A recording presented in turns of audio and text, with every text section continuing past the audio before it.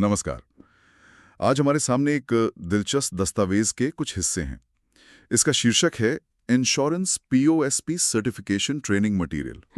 हाँ, ये एक पीडीएफ है जो साफ तौर पर रोईनेट इंश्योरेंस ब्रोकर्स प्राइवेट लिमिटेड से जुड़ा लगता है, जिन्हें संक्षेप में रोईनेट भी कहा गया है। अच्छा, रोईनेट। तो आज हम इस प्रशिक्षण सामग्री के शुरुआती पन्नों और फिर इसके अंदर की कुछ झलकियां देखकर ये समझने की कोशिश करेंगे कि एक बीमा ब्रोकर अपने पॉइंट ऑफ सेल पर्सन को कैसे तैयार कर रहा है। ठीक है, चलिए देखते हैं इसमें क्या खास है।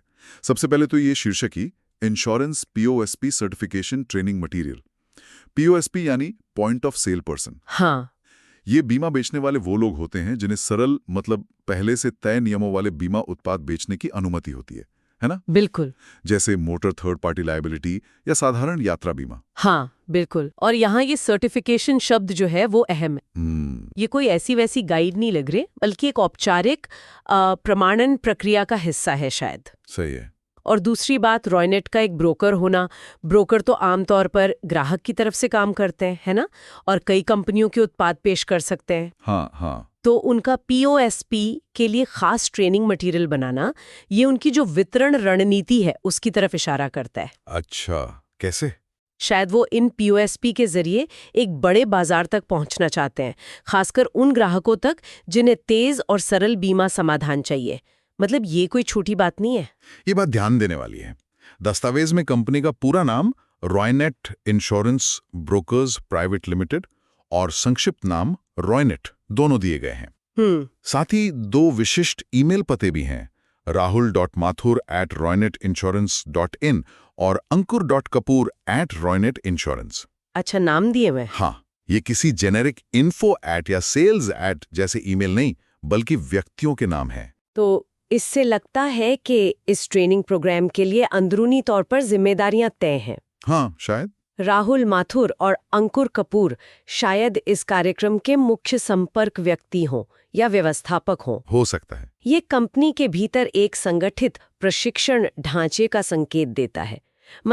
कोई छोटी मोटी बात नहीं, बल्कि एक व्यवस्थित प्रक्रिया लग रही है। हाँ, और पता भी काफी विस्तृत है। गुड़गांव के डिजिटल ग्रीन्स ईमा टावर बी में यूनिट नंबर 806811। अच्छा, गुरुग्राम। हाँ, ये जगह एक आधुनिक कॉर्पोरेट माहौल की तरफ इशारा करती है ना? हाँ, बिल्कुल।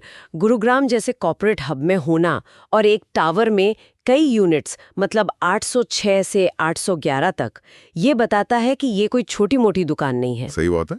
ये एक स्थापित पेशेवर ब्रोकरेज फर्म लगती है जिसका संचालन शायद काफी बड़े पैमाने पर होता होगा। और अंत में एक छोटा सा थोड़ा अनौपचारिक सा स्पर्श भी है, ऑल द बेस्ट। हाँ, ये मैंने भी देखा। ये महज औपचारिक दस्तावेज से आगे बढ़कर प्रशिक्षुओं के लिए एक शुभकामना जैसा लगता है। हाँ, ये विशुद्ध रूप से औपचारिक जानकारी से थोड़ा अलग है, एक मानवीय स्पर्श जोड़ता है। तो कुल मिलाकर ये शुरुआती पन्ने एक पेशेवर संगठित ब्रोकरेज फर्म रोईनेट की तस्वीर पेश करते हैं, जो पीओएसपी सर्टिफिकेशन के लिए एक औपचारिक लेकिन मानवीय स्पर्श वाला प्रशिक्षण कार्यक्रम चला रही है। बिल्कुल सही। ठीक है, तो ये तो हुई बाहरी परत, दस्तावेज का परिचय और ढांचा। हाँ, लेकिन असली बात तो अंदर है।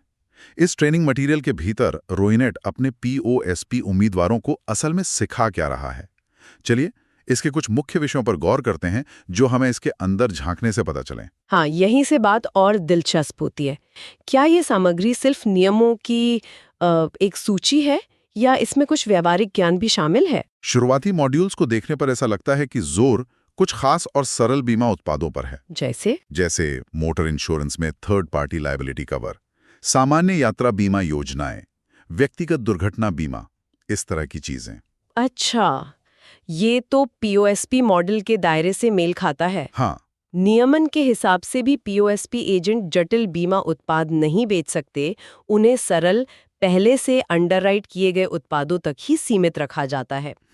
लेकिन क्या रोईनेट की सामग्री सिर्फ उत्पाद की जानकारी दे रही है या ये भी बताती है कि इन सरल उत्पादों को बेचा कैसे जाए? क्या इसमें बिक्री की तकनीक या लक्षित ग्राहक प्रोफाइल के बारे में कुछ है? अच्छी बात पूछी। एक खंड है जो खासतौर पर जरूरत आधारित बिक्री यानी नीड बेस्ड सेलिंग पर ध्यान केंद्रित करता है, भले ही उत्पाद सरल हो। अच्छा, ये दिलचस्प है। उदाहरण के लिए यात्रा बीमा को सिर्फ एक वीजा जरूरत के तौर पर नहीं, बल्कि विदेश में मान लीजिए सामान खोने या अचानक मेडिकल जरूरत पड़ने जैसी स्थितियों के लिए मानसिक शांति के रूप में पेश करने की सलाह दी गई है। इसमें ग्राहकों से जुड़ने वाले उदाहरण इस्तेमाल करने पर बल दिया गया है। दिलचस्प।